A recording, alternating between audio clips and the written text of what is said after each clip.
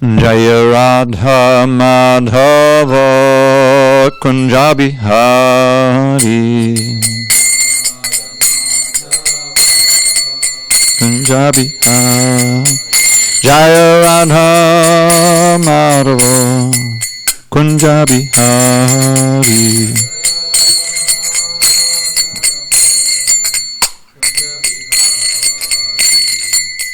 Kopi Jana Vallabha Girivaradhari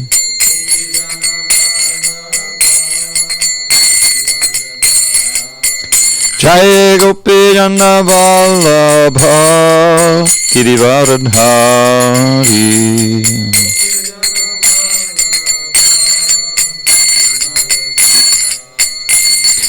Yashodanandana Bhajana Ranjana Yashodanandana Bhajana Ranjana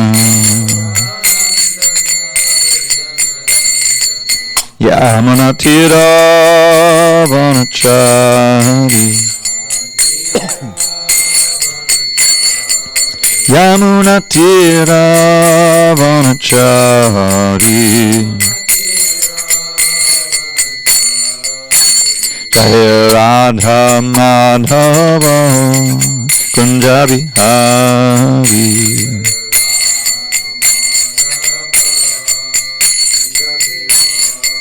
Jaya Radha Madhava Kunja Bihari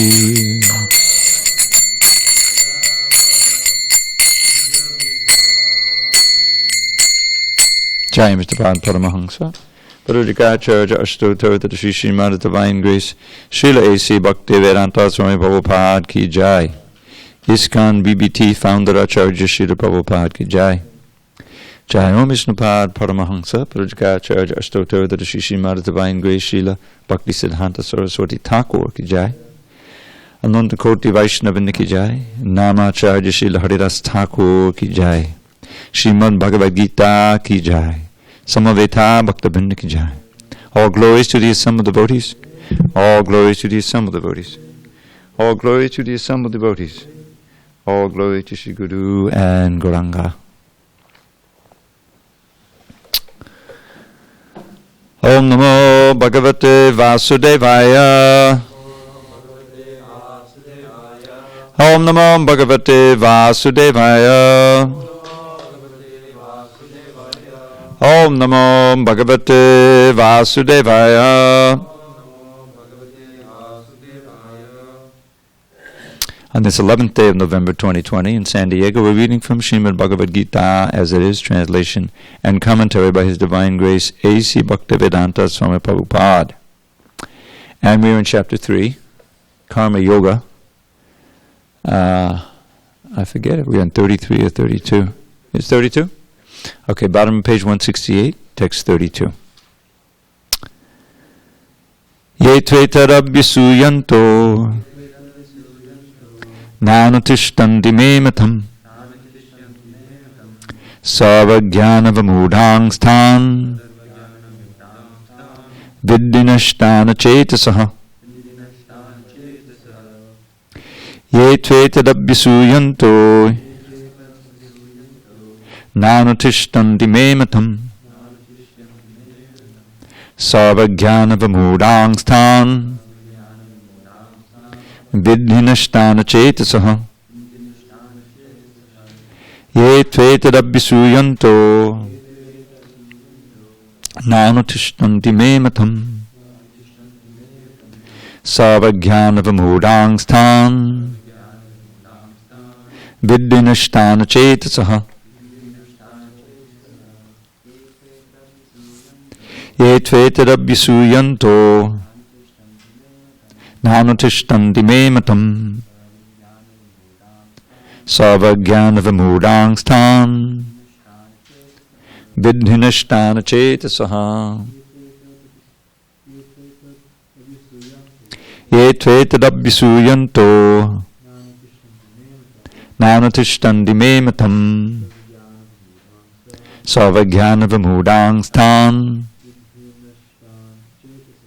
viddhinashtana chetasaha etvetad abhyasuyanto nanatishtanti me matam Sarvajnana vimudang stan viddhinashtana chetasaha. Ed.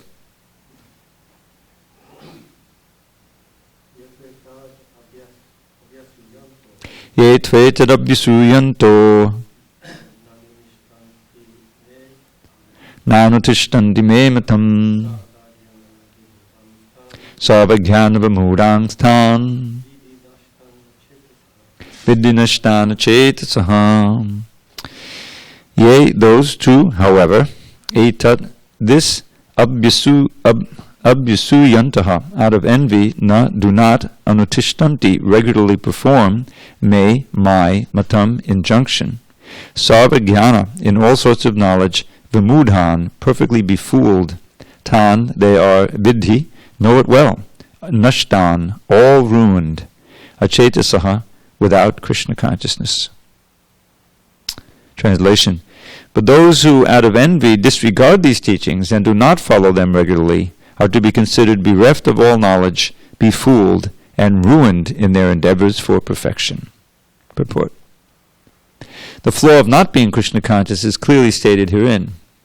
As there is punishment for disobedience to the order of the Supreme Executive Head, so there is certainly punishment for disobedience to the order of the Supreme Personality of Godhead. A disobedient person, however great he may be, is ignorant of his own self and of the Supreme Brahman, Paramatma, and the Personality of Godhead, due to a vacant heart. Therefore, there is no hope of perfection of life for him. Om Jnana Timirandasya Jnanandana Salakaya Chakshu Unmilitam Mena Tasmai Shri Gurave Namaha. I was born in the darkness of ignorance, but my spiritual master Srila Prabhupada opened my eyes with the torchlight of knowledge. I offer my humble obeisances unto him and all members of Sri Parampara. So, this harkens back 2 verses to that verse that Srila Prabhupada said indicates the purpose of the Bhagavad Gita. Mai sarvani karmani sannisyayatna cetasa. Therefore, O Arjuna, surrendering all your works unto me, with full knowledge of me, without desires for profit, with no claims to proprietorship, and free from lethargy, fight. Then Krishna says, those persons who execute their duties according to my injunctions, and who follow this teaching faithfully, without envy, become free from the bondage of fruitive actions. And here's that word too again.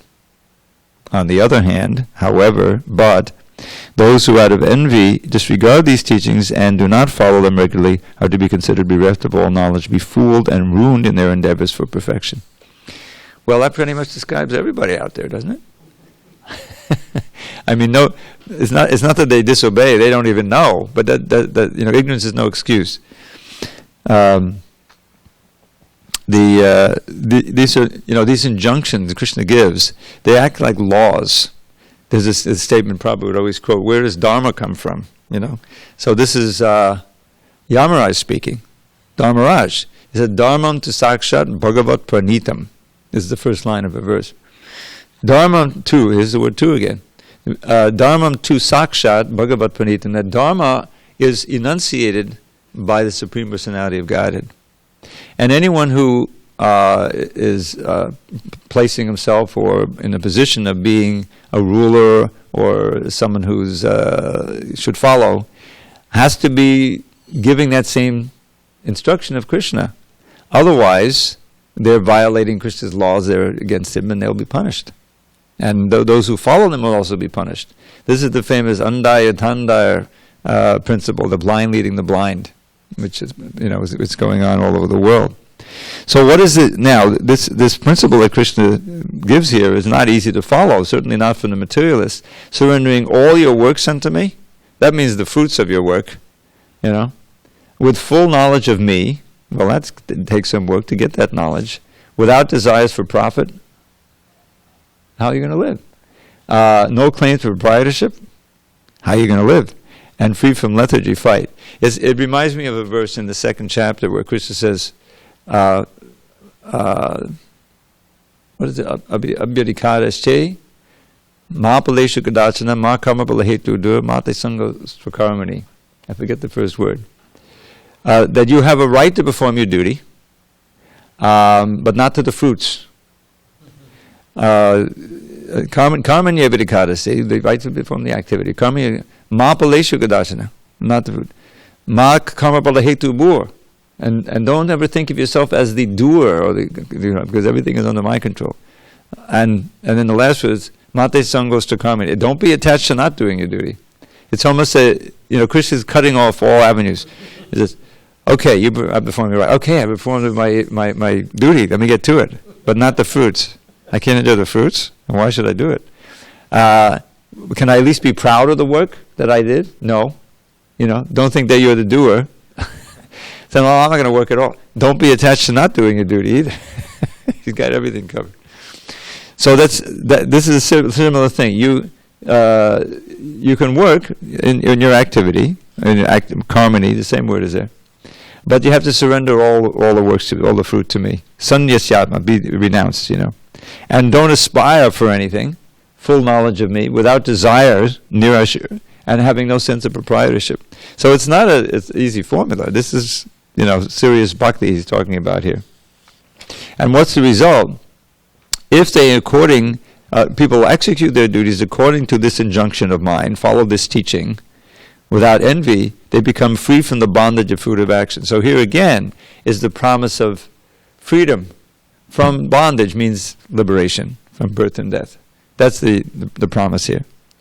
But those who disregard them, don't follow them, 99.99% of the people, they're bereft of knowledge, befooled, and ruined in their endeavors for perfection. So once again, we come back to the ordinary, life of of creating or imbibing a certain sense of self that's fallacious. That's the beginning.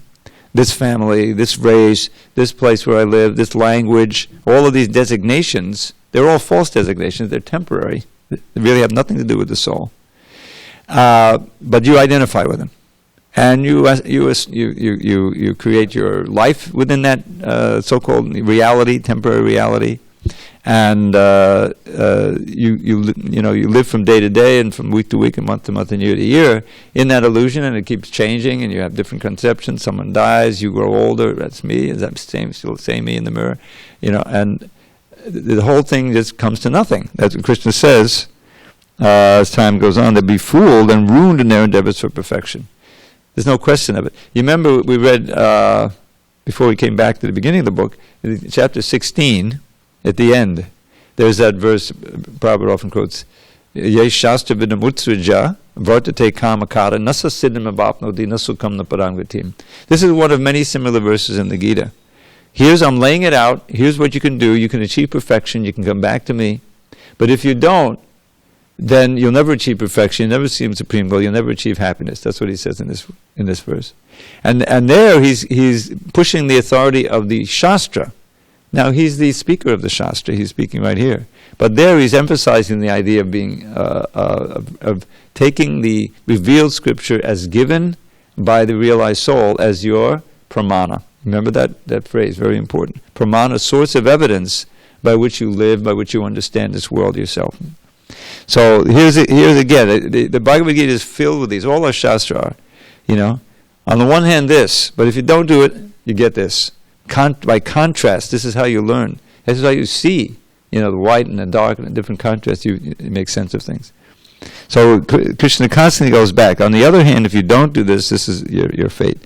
And gets to chapter 16, the whole first part is about the saintly devotees, qualities. Then, by contrast, here's the demonic qualities. So we shouldn't be mudhas or vimudhas in all our knowledge. Rather, we should follow this instruction of Krishna's for perfection of life. It's an interesting statement here. A disobedient person, however great he may be, is ignorant of his own self and of the Supreme Brahman, the Paramatma, and the personality of Godhead, due to a vacant heart. Now that's an interesting statement, which I'm not quite sure what Prabhupada is meaning there. But I think because everything begins with faith, and that faith is really where you put your heart. Is where I'm going to go in this direction because I have faith that this I'll prosper in this direction. This is good for me. Now you can have faith in the wrong things, and well, many people do. That's the problem. They put faith in their body, they put faith in their money, they put faith in the government, whatever. My wife, my children, but that's misplaced. But faith in Krishna really is the essential first step, as Rupa Goswami explains in devotional service. And if that's not there, you could be said there's a vacant heart there, or what's there is simply material desires and misconceptions, So we have to do those things which will deepen our faith and our confidence in Krishna. Okay, so should we go on? I think we should. I'd like to try to reach that wonderful question of Arjuna's in text 36 tonight. Sadusham cheshtate swasya prakate jnanavanapi prakatim yanti bhutani nigraha king karishyati. Even a man of knowledge acts according to his own nature, for everyone follows the nature he has acquired from the three modes. What can repression accomplish? Purport. Unless one is situated on the transcendental platform of Krishna consciousness, he cannot get free from the influence of the modes of material nature, as it is confirmed by the Lord in the 7th chapter, 7:14. Does anyone know that verse? Is number ring a bell? Daivayesha gunamayi, yes. Daivayesha gunamayi mamamaya duratya. That's duratya, is very difficult to cross. This material energy is composed of my divine energy in the form of the three modes of nature. And on your own, it's impossible to get out of them. But one who surrenders to me can easily cross beyond. So, therefore, even for the most highly educated person on the mundane plane, we're on page 169. Mundane plane, it is impossible to get out of the entanglement of Maya simply by theoretical knowledge or by separating the soul from the body. There are many so-called spiritualists who outwardly pose as advanced in the science, but inwardly or privately are completely under particular modes of nature, which they are unable to surpass. Academically, one may be very learned, but because of his long association with material nature, he is in bondage. Krishna consciousness helps one to get out of the material entanglement, even though one may be engaged in his prescribed duties in terms of material existence. Therefore, without being fully in Krishna consciousness, one should not give up his occupational duties. No one should suddenly give up his prescribed duties and become a so-called yogi or transcendentalist artificially. It is better to be situated in one's position and to try to attain Krishna consciousness under superior training. Thus one may be freed from the clutches of Krishna's Maya. So I was thinking,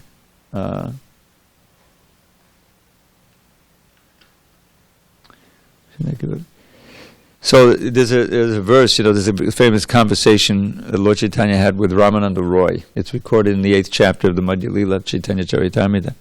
And in that section, Ramananda Roy takes rather unwillingly, reluctantly, he takes the position of the guru, and Lord Chaitanya is the disciple. And Lord Chaitanya insisted on it. So Lord Chaitanya is asking him the basic question, more or less, what's the goal of life and how to achieve it? This is the standard question you can ask the guru. Sadhya and sadhana. Sadhya is the goal, sadhana is the practice. So we're given that when you come to Krishna consciousness. What is the goal of, the ultimate goal of life, in general, of human life especially? You know the answer. What is it? Yeah, Krishna Prema. There's a verse that outlines Lord Chaitanya's philosophy. It's worth learning. I won't go through the whole thing. But one of the things is Prema Pumarto Mahan. This is one of these little phrases worth learning. Prema, love for God. Pum is short for Pungsa, which means human being. Artha means goal, and Mahan is great. Prema is the great goal of the human life. And sometimes it's called the Panchama Purushartha. Can anyone guess why that is? Panchama means, how many is that? 5. What are the other four? Yes. The Dharma, Artha, Kama, Moksha are the traditional goals of Vedic culture, And they also, there's a place for those in Krishna consciousness. But basically, we're meant to transcend those, not get hung up on that. Dharma in that context probably, usually calls religiosity, not religion, religiosity. Say truthiness. Have you ever the old truth? It's not truth, but it's like truth. It looks like truth. Truth has the quality of truth, but it's so this is dharma, but it's not real dharma. In the context of material society, this is a good format to have. To be religious in the sense of karma kanda section of the Vedas, so that you'll get artha, you'll be able to prosper in this society, and then you'll be able to enjoy. It's not, there's not intrinsically something transcendental there, but if it's if the reference point is the Vedas, then you'll also be exposed to Vishnu and worship Vishnu in the mix of all this. And then, if you're, as you go through life and you struggle with these three, and you say, well, I'm not getting anywhere. Let me get mukti, and try to get liberation. But that's ultimately also a material desire. I want mukti for me. I want to get free of material, of the pains. We went through how this is an important preliminary goal. But it's good to know, in our sampradaya, what the actual goal is, prema. So we don't get hung up on any of the other ones. So prema pramata mahan. So, let's see. Okay. So in this conversation between Lord Chaitanya and Ramananda Roy, he starts from Varnashram Dharma. He quotes from the Vishnu Purana. He says, Varnashramacharvata purushena parakpaman Vishnur aradyate panta nanya totoshakaranam. That worshipping Vishnu within the Varnashram system is the only way to please the Lord. This is the best path. And Lord Chaitanya says, well, that's very good, but it's external. Can you go on? In other words, it's dealing in the material. And he keeps going on and on and on. Even he says, Sarva Dharma Parityajya is external. It's a whole explanation that I won't get into. But eventually, he goes to Brahmabhuta Prasanatma, which is after Sarva Dharma Parityajya, he quotes. And then he gets this one verse from Brahma's prayers to Krishna after he stole the calves and boys, that Brahma Vimonali. And this one, Lord Chaitanya, very good, but you can go on. In other words, all the other stuff was external, but this is to the point. He accepted that. Prabhupada would like to quote that. So the verse is pertinent to this. This purport, where one should not do anything suddenly and try to renounce everything at once. Stay within your position, but introduce Krishna consciousness and gradually. That's what the theme is here. What will this famous phrase? What can repression accomplish? I'm going to become renounced. I'll go out to the forest, And you're repressing so many things because you're not ready for that. It takes training. You have to become purified. So this verse goes like this. It says, Jnane priyasam udapasya namanta eva jivanti sanmukaditam bhavadiya vartam Stane stita shuddhigatam tanovan manobir ye prayaso ajitajito sitaistrilokyam. So he says, give up the hard struggle for knowledge, for gaining knowledge on your own. Jnane priyasam. Priyasam is very difficult austerities. Udapasya. Don't do that. And just surrender to what? To hearing the glories of the Lord. He's speaking to Krishna, your glories, little baby boy Krishna, Kafford, from the mouth of the pure devotees. Sun mukaditam. Sun is a word, sat. It's the same, meaning in satsanga, sangha with the sadhus, but it's not sat, it's sat. And so sun here means from the lips of the pure devotees. San mukaditam, from the mouth of pure. Bhavadiya vartam, your news about you. Your teachings, your pastimes, your word, name, everything. And then here comes stane stita, stay in your position. But follow this shuddhigatam, this path of hearing. Now, how to follow it? And here's the important point. Tanu van manobir. With your body, with your mind, and with your words. With your senses, your body can, engage in the activities according to the knowledge you receive. In other words, follow the instructions. With your words, you repeat them. And with your mind, you contemplate them and you apply your intelligence. And if you actually do this, you'll be able to conquer the unconquerable. Ajita Jita. Now, how can you do that? Does anyone guess how? Yeah. How can you conquer Krishna? Do you want to conquer Krishna? Do we even want to? What did you say?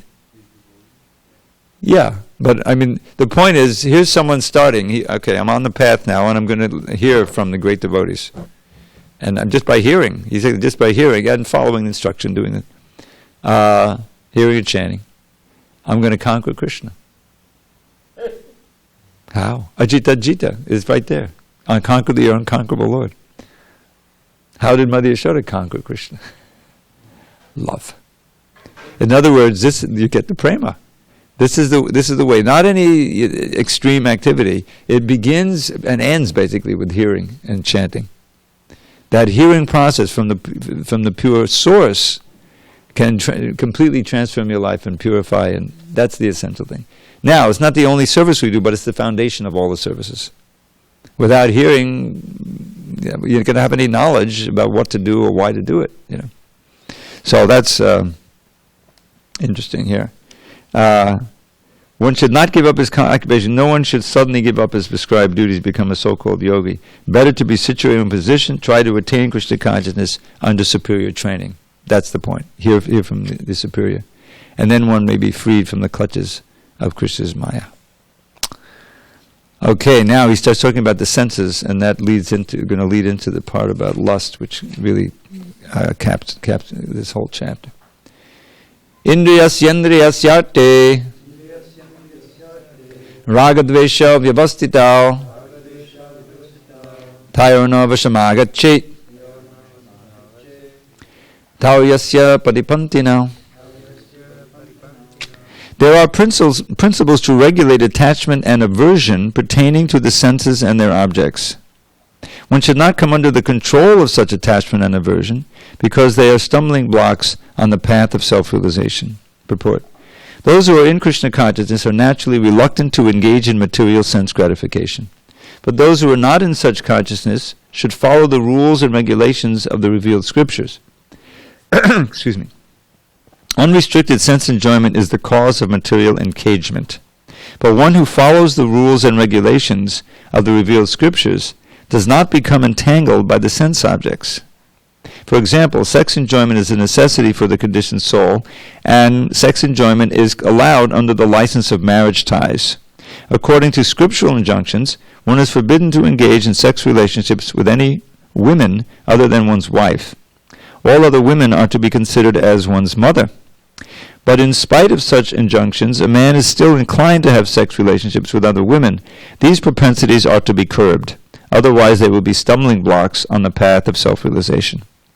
As long as the material body is there, the necessities of the material body are allowed, but under rules and regulations.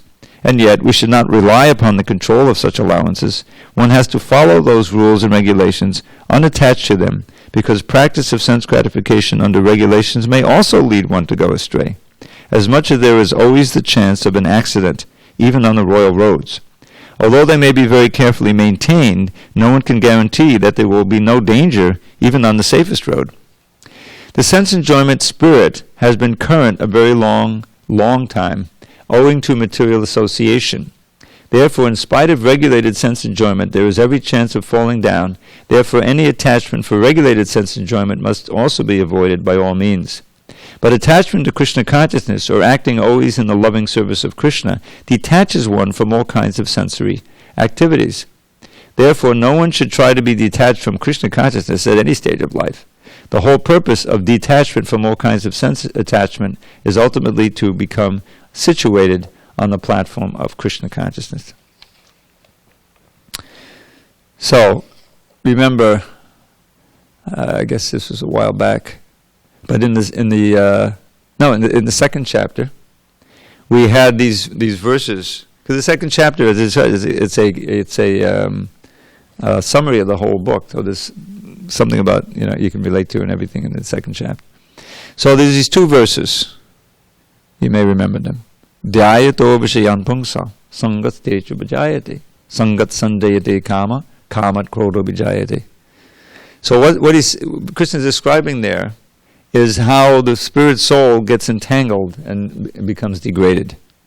So the first thing is, in other words, we don't have to imagine so much, but imagine that you know nothing about Krishna consciousness. You're just an ordinary guy, living in the world.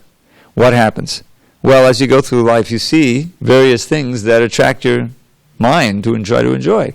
It may be food, maybe some woman, maybe a million different things. So this is called dhyayato vishayan, meditating on the objects of the senses, the enjoyable objects. And if you really get absorbed in them, what's going to happen? You're going to get some attachment. So dhyayato vishayan pungsa, a human being, sangas teshu vijayate, creates sangha. This is an attachment.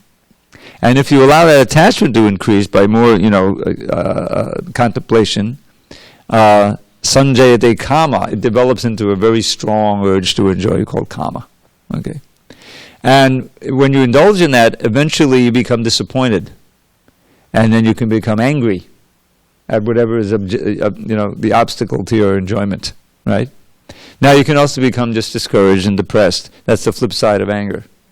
You're angry at yourself, right? But one way or another, krodha develops. Kama krodha vijayate. Now, what happens with krodha? Krodha bhavati, this is the second verse, krodha bhavati sammoha. Anger, you can lose completely your normal brain, ideas and intelligence. So he says, krodha bhavati sammoha, complete bewilderment. Sammoha smriti vibhrama. From this illusion, your memory is lost. You forget who you are. Prabhupada describes in one time a case in India. There's cases all over the world, but he knew of one where one brother killed another brother.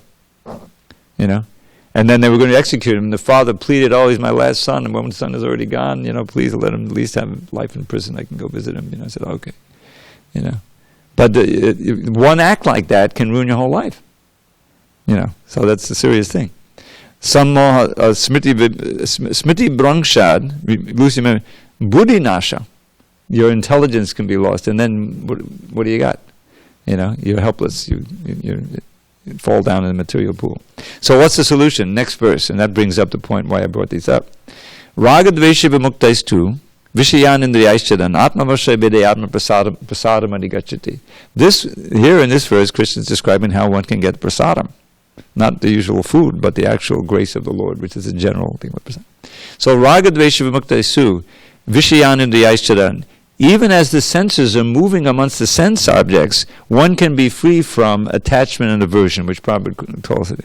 If one does what he says in the third line, Atmavasha vidhe atma, one can become self-controlled, Atmavasha, if you embrace and follow the regulative principles of freedom. Now he's not talking about the 4 regs there. He's talking about the do's and don'ts of Bhakti Yoga. Because the Bhakti Yoga engages the senses in the service of Krishna, the purification takes place, and one actually loses one's attraction for sense gratification because you're experiencing the higher taste. This is a theme in the second chapter. You remember that Vishaya Nivartante? One can forcibly restrain oneself from certain sense objects, but the taste remains, and if you get in the right association, you fall down. It's not a sure platform of detachment. But if you give up those objects of sense by experiencing the higher taste, param drishra nivartante, is kind of short for directly experiencing Krishna. Param is the supreme. One can remain fixed in consciousness. So this is the special quality of Krishna consciousness, of Bhakti Yoga, amongst all the processes of elevation, even the yoga and jnana and all these things. Because the yoga relies so much on your will and your ability to control the senses by force, and pranayama, and it's I don't want to say artificial, as Krishna recommends it there, but it's not for this age. And it's certainly not for the masses. Even when it was popular, it wasn't, back maybe in Satya Yuga, everyone was doing it. But it's very difficult for the ordinary person to really undergo that and come to the point of, perfection. Not necessary. But the simple process of chanting the holy name, hearing, making an effort to follow, yes, there's an effort because we're so conditioned and it's Kali Yuga. But it's actually possible to give up things that we never thought we could give up. And that used to give us, so much momentary pleasure that basically we were addicted to. Because you're getting a higher taste. And there's so many verses like that. There's one that I'd love to quote from the teachings of the four Kumaras to Maharaj Prithu, which we read fairly recently. It's in the 4th canto. And one of the verses probably would quote all the time, Yat pada pankaja palasa vilasa bhaktya karmashayam guditam udgutayanti santa. For the santas, the saints, the bhaktas, pada pankaja palasa vilasa, tasting the spiritual pleasure, the vilas of serving the lotus feet of Krishna. Karmashayam, here's that word asha again. The aspiration for enjoying material sense gratification, which are like knots, goditam, in the heart, udgutayanti, they become cut or untied. On the other hand, tadvanna riktamatayo yatiyopi ruddha sroto ganastamadadam bhajavasadevam. Those whose minds are devoid of bhakti, empty of bhakti, the jnanis, the yogis, what to speak of the karmis, even if they try for some time to repress, Krishna says, what's the repression accomplish? Ultimately nothing. The waves of material desire ultimately overwhelm them. And they, and therefore, he says, Bhaja Vasudeva, and therefore worship Vasudeva. That's his practically concluding, which is with Krishna. So that's the difference. That there are principle of regulated attachment and aversion, but these principles alone are not going to ultimately help us. We should not come under the control of the attachment and aversion. Yes, we should do that, but at the same time we have to do bhakti. And then eventually it becomes natural. It's not austerity anymore. Your consciousness changes to the point where you can, through knowledge and through experience and through higher taste and purification, the very things that you couldn't possibly give up in your conditioned state, you're actually able to shine on. As that famous verse by Yamunacharya, great brahmacharya verse. Yadavadi mama cheta, do you get this one? This is a good beat. Yadavadi mama cheta, Krishna pada aravinde, navanamana sadhaman yuditam rantamasi, tadavadi badanadi sangame smayamani, bhavati mukivikara sushtunishtivanancha. Says, ever since Yadavadi mama cheta, my mind has been absorbed in tasting, moment to moment, the pleasure of serving the lotus feet of Krishna. Then whenever I, by chance, because these thoughts come up, I remember sex life, I spit at the thought, my mouth turns into distaste. It actually has a distaste for that, for the higher taste, with the higher taste. So this is that's actually the reality. The reality is that the pleasure lies in contacting Krishna. It's all there. Everything else is just a perverted reflection, a perfect phrase. It's Maya's trick. But Maya can't touch you. If you're actually in full Krishna consciousness, she has no hold on you. She's waiting at the door ready to serve you, so to speak. All right, shall we go on? Shreyan Sudharmo Bhiguna Paradharmat Swanushtitat Swadharme Dhananang Shreya Paradharmo Bhayavaha. It is far better to discharge one's prescribed duties, even though faultily, than in other duties perfectly. Destruction in the course of performing one's own duty is better than engaging in another's duties, for to follow another's path is dangerous. Now this is directly addressing Arjun's idea of leaving the battlefield and going and become a sannyasi. Purport: one should therefore discharge his prescribed duties in full Krishna consciousness, rather than those prescribed for others, Materially, prescribed duties are duties enjoined according to one's psychophysical condition, under the spell of the modes of material nature. Spiritual duties are as ordered by the spiritual master for the transcendental service of Krishna. But whether material or spiritual, one should stick to his prescribed duties even up to death, rather than imitate another's prescribed duties. Duties on the spiritual platform and duties on the material platform may be different, but the principle of following the authorized direction is always good for the performer. When one is under the spell of the modes of material nature, one should follow the prescribed rules for his particular situation and should not imitate others. For example, a Brahmin who is in the mode of goodness is non-violent, whereas a Kshatriya who is in the mode of passion is allowed to be violent. As such, for a Kshatriya, it is better to be vanquished following the rules of violence than to imitate a Brahmin who follows the principles of non-violence. Everyone has to cleanse his heart by a gradual process, not abruptly. However, when one transcends the modes of material nature and is fully situated in Krishna consciousness, he can perform anything and everything under the direction of a bona fide spiritual master. In that complete stage of Krishna consciousness, the Kshatriya may act as a Brahmin, or a Brahmin may act as a Kshatriya. In the transcendental stage, the distinctions of the material world do not apply. For example, Vishwamitra was originally a Kshatriya, but later on he acted as a Brahmin, whereas Parashuram was a Brahmin, but later on he acted as a Kshatriya. Being transcendentally situated, they could do so. But as long as one is on the material platform, he must perform his duties according to the modes of material nature. At the same time, he must have a full sense of Krishna consciousness. All right. So, in different places, you'll find different kinds of instructions. In the 5th chapter, 1st canto, this is the instructions of Narada to Vyasadeva on writing the Bhagavatam. So Narada makes this very important point, exactly to this thing.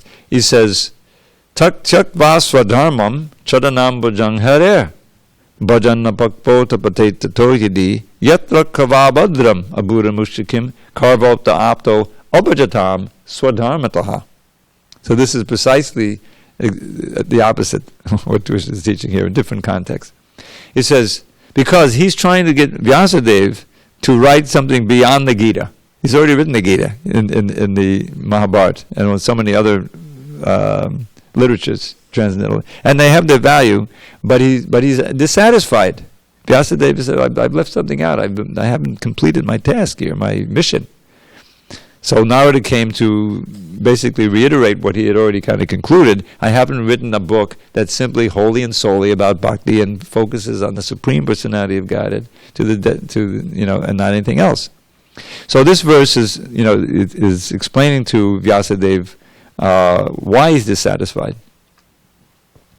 Giving up one's swadharma. Someone gives up his swadharma. Chaktva swadharmam charanam, for worshipping the lotus feet of Hari. But his endeavor is not completed. For one reason or another, he bloops. He doesn't, finish the course. Charanam bhajan apakvo means that his bhajan is not completely cooked. It's not well done. In other words, it's immature. Bhajan apakvo, he falls away from the path. Where is there anything inauspicious for him? Because there's no loss or diminution in this process. In the 6th chapter he says, Suchinam Shrimatam Gehe Yoga Brashta Bhajayate. That the Yoga Brashta, someone who gives up yoga, and it happens all the time, you'll take birth in a pure family or pious family and be able to continue in the next lifetime. But but one who very nicely follows his swadharma, but has not a tinge of Krishna consciousness, where is there any benefit for him? What has he really gotten? So it's not a question of giving up, one's role in varnashram and taking another role in varnashram. There's a little different thing. Giving up one's role in varnashram and diving in completely to Krishna consciousness. There's no loss there. Although the materialists are saying, oh, you're losing everything. What about your education? What about your job? What about this? What about... But you know that you're really, on the right path. It's a win-win. You can't lose. Even if you don't complete the course in this one lifetime, you carry forth your credits in the next lifetime. It's the only thing that does that. All the material stuff is left behind. So we know that. So, but here Krishna is saying that, basically he's saying to Arjuna, listen, you're a Kshatriya, you would do better to fight in this battle and be killed than to go off and do something artificial. And remember the second chapter where he gave basically the Kshatriya arguments. They won't think that you're going off, for some higher purpose. They'll say you're a coward. And for one who has been honored, dishonor is worse than death. What could be more painful than you? You remember that little part of the second chapter? So that's after all, the purpose of Krishna speaking this is to get Arjuna to fight. So this is one of the arguments. Better to fight in the battle. You can't. It's again a win-win argument, even on the material plane. If you win, you'll enjoy the kingdom. If you get killed, and that's the choice for the Kshatriyas, you'll go to heaven, because it's a pious you go to heaven and enjoy, or you'll stay here and enjoy. So that's the idea. Okay, Shreya. Here's this word Shreya keeps coming up.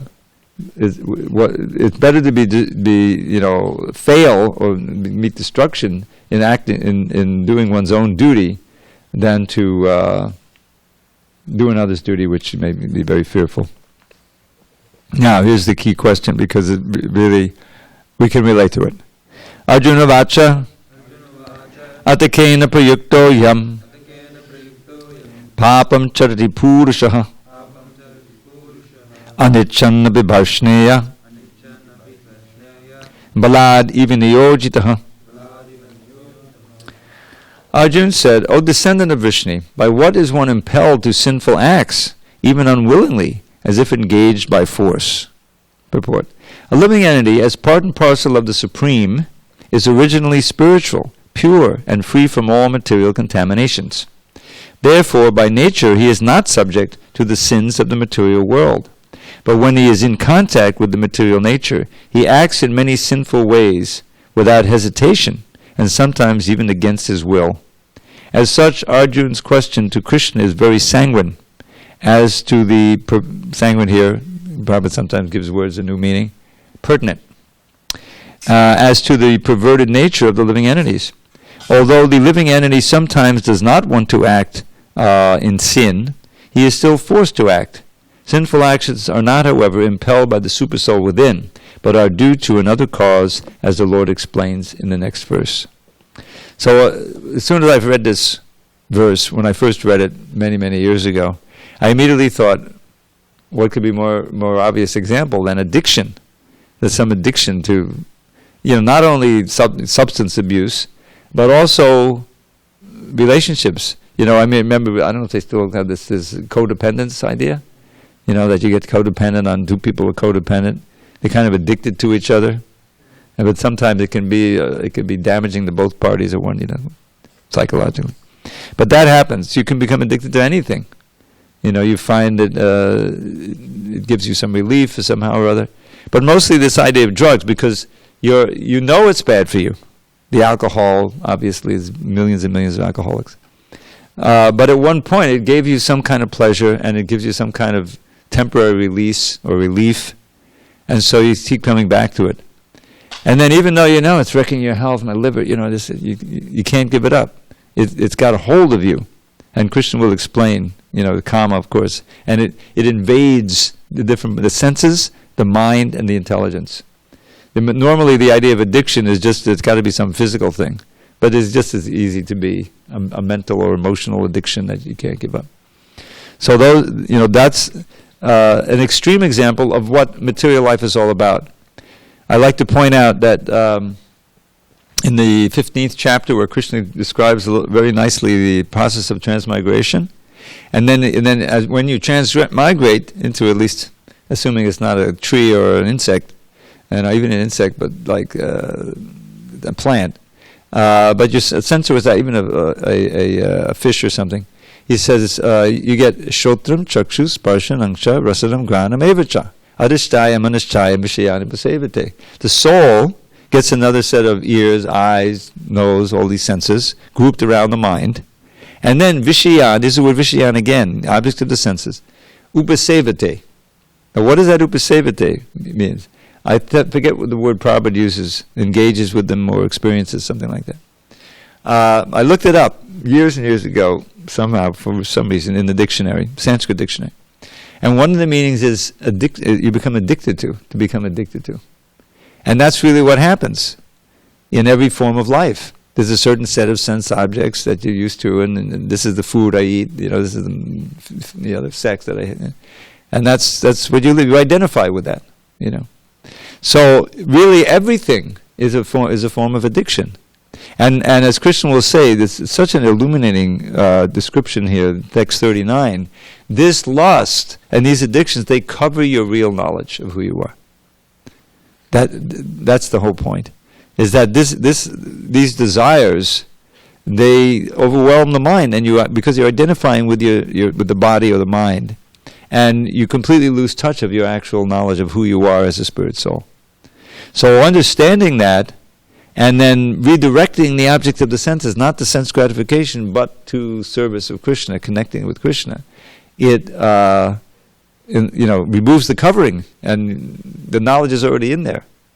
And that's why it said, one of the results of the chanting of the holy names, Vidyavadhu Jivanam, the life and soul of transcendental knowledge. Because not only does it open you up to be receptive to hearing Bhagavad Gita and reading these transcendental books, but even just chanting alone, because it's Krishna himself, purifies the heart, and the knowledge which is already in there becomes manifest. So in so many ways, it's auspicious. So we'll explore this next week. But this final section here is so illuminating, and of course it sets up the beginning of the next chapter. Okay, I've left a little time for a couple of little poems. You should always end with something sweet after all this heavy philosophy. So, let's see. Kunkamakta kanchanam jagavahari gorabha pitta nachitam jaganda kirti nindi sorabha vallaveshu suna sava vanchitarti sadhika mayam atma parapadma dasa dasturarika. Does anyone recognize it? Her gold complexion steals the pride of golden lotus tinged with red. Her fragrance mocks the scent of lotus bloom with saffron powder spread. Her skill in satisfying Shri Hari is perfect and complete. May Radhika bestow and be the service of her lotus feet. Now, we know that, we're hoping that was pleasing to Krishna. But we know that Radharani will be angry unless we do the one for Krishna, so I better start with that. Ambudanja nindu nila nindikanti dambada kunkamoja raka vidyadangsha divya dambada Shrimadangi charchitindu pitta nakta chandana swangvidastri dosa mesa ballavendra nandana. Notice how there's a rhyme there, rhyme scheme, which is quite wonderful. His dark complexion mocks mascara, sapphires, and the blackish cloud. His garments shine like reddish rising sun with lightning bolts endowed. With sandal paste enhanced with camphor are his handsome limbs replete. May Nanda Son bestow on me the service of his lotus feet. One more. Yamalajana Bandhana Mashata Danjana Mahiganjana Ganalasa Badam Pashapada Padandana Babasata Kandana Madisundana Madavindakadam. But the Goba Vadujana Vidachata Pujana Madukujana Namavenu Dadam Smadanama Vachakshana Makalabalakshana Tanalakshana Madidakshadadam. Suresh, can you give us a rough meaning? You don't understand? It's your native language. Maybe not in this body, but in people. He broke the two Yamalajun trees. You love to delight your pure devotees. You crushed the pride of the Kali, a snake with your prancing dance in the Yamuna lake. You're the coward's prince in the life and soul. To serve you with love is their only goal. In the caves you meet the gopis fair and enjoy sweet loving pastimes there. You're dashing, clever, and most debonair. Your lotus hands give blessings rare. To worship you again and again is the way of the wives of the cowherd men. When the gopis hear the flute you hold, their passion grows 1,000-fold. In amorous joking, you're the king. Indeed, you're skilled at everything. Krishna, Jai Shri Krishna. There's part of it's called the Tribhangi Chandastava. Now you can see, today, what's absorbing everybody? The sounds and the sights on the little screen or the big screen, and so many screens. This is the antidote. These shlokas and the holy name and the service completely absorb the mind with all the imagery and everything. This is the only way to do it. Constant chanting. All glory to Srila Prabhupada. Hari Hari Bol.